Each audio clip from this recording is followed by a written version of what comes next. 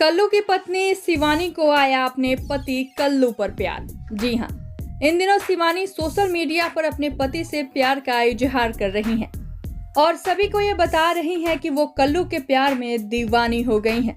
शिवानी कल्लू को प्यार से बुग्गू बुलाती हैं।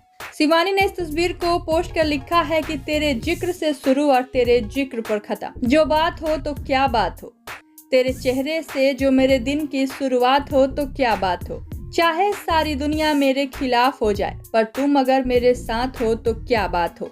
शिवानी ने इस तस्वीर को कल्लू से भी टैग किया है। शिवानी ने इस तस्वीर को पोस्ट कर लिखा है, मेरी जिंदगी की किताब का हर एक पन्ना खूबसूरत हो गया जब से मेरा रिश्ता तुमसे जुड़ गया। ऐसे ही शिवानी कल्लू के प्रति अपने प्यार को दर्शा रही हैं। शिवानी ने लिखा है, बड़ी बरकत है तेरे इश्क में, जब से हुआ है बढ़ता ही जा रहा है। For the next 1,000 million years of my life, I just want to be with you always.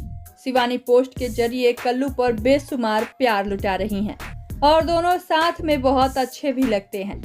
हम भी ईश्वर से यही दुआ करेंगे कि इनका रिश्ता सिर्फ इस जन्म का ही नहीं बल्कि जन्मों जन्म का हो।